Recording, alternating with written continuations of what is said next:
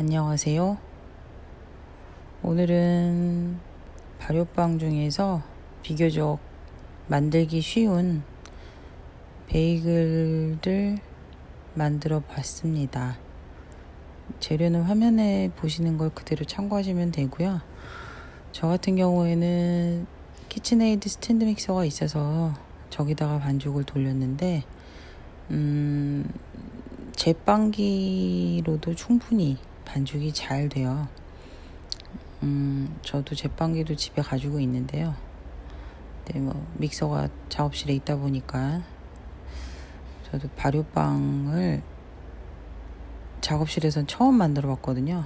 근데 처음 저 스탠드 믹서로 만들어 봤다 뿐이지 워낙 많이 만들어 봤던 품목이어서 그리 새롭지는 않지만 그래도 식사빵으로 집에서 자주 만들어 드실 만한 괜찮은 품목이라고 생각이 들어서요. 이렇게 레시피를 가지고 왔어요. 베이글 같은 경우에는 전체 밀가루량이 300g인데 수분량이 반을 조금 더 넘게 차지하거든요. 그러니까 우리가 사 먹는 약간 빡빡한 베이글 식감이 더 좋으시면 물량을 반 정도만 넣으시면 돼요. 저 같은 경우에는 한 160에서 165g 사이로 물량을 잡는데, 이렇게 만들면은 우리가 흔히 사 먹는 코스트코 베이글, 아인슈타인 베이글 있죠? 그거보다는 조금 더 부드러운 맛이 나거든요. 근데 그냥 원래는 더 쫄깃하고 식감이 더 묵직한 게 많은 사람들이 선호하는 베이글이긴 해요. 근데 저 같은 경우에는 그렇게보다는 좀 약간 부드러운 맛을 선호해서 물을 조금 더 많이 넣은 편인데, 만약에 더 쫄깃하고 더 탄탄한 조식감을 원하시면 물량은 한 150g, 145에서 150g 정도로 하시면 그런 비슷한 식감을 찾으실 수가 있어요.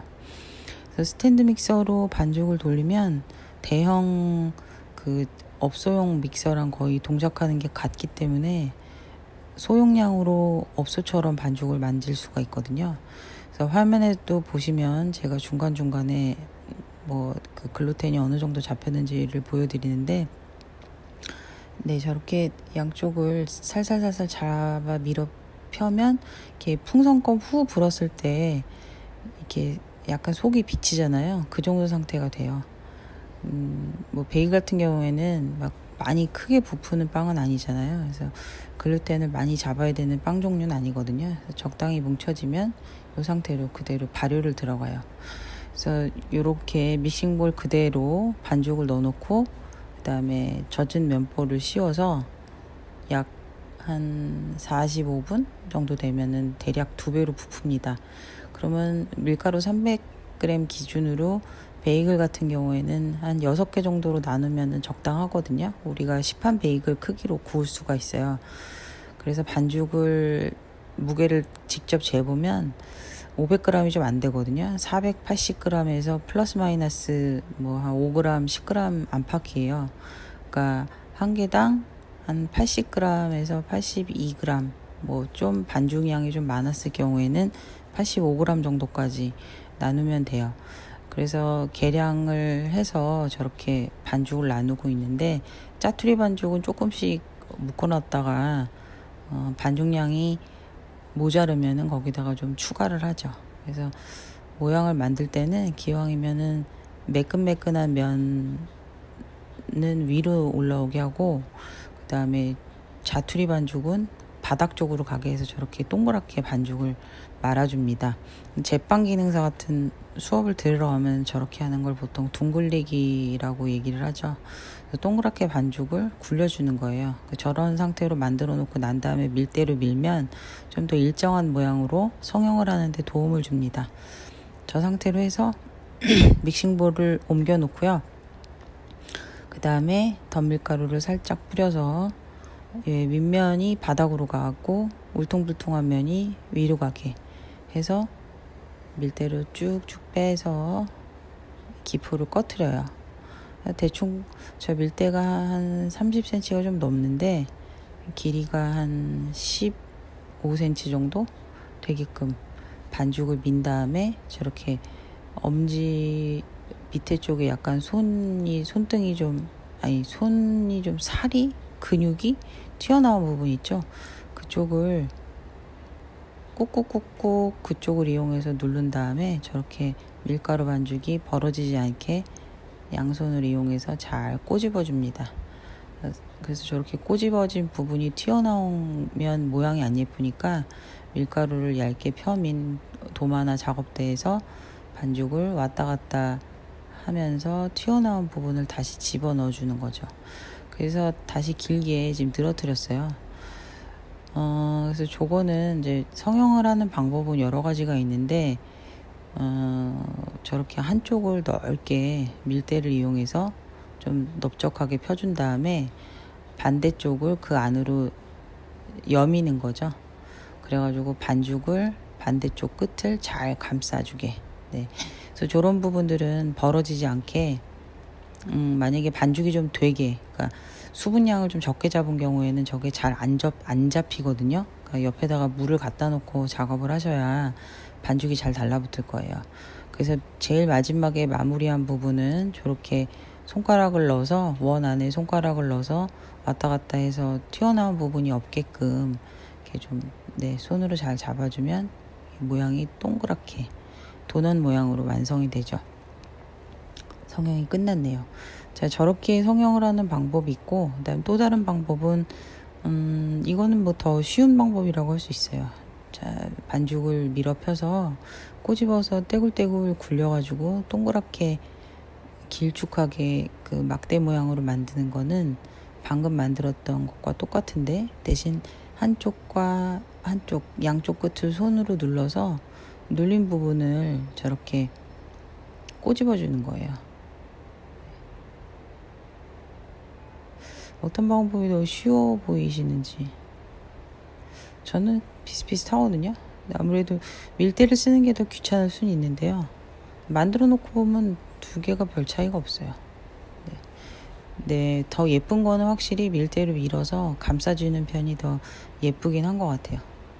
이 상태로 해서 벌어진 부분이 없이 잘 아물게 이렇게 왔다 갔다 해서 모양을 잡아주는 거죠.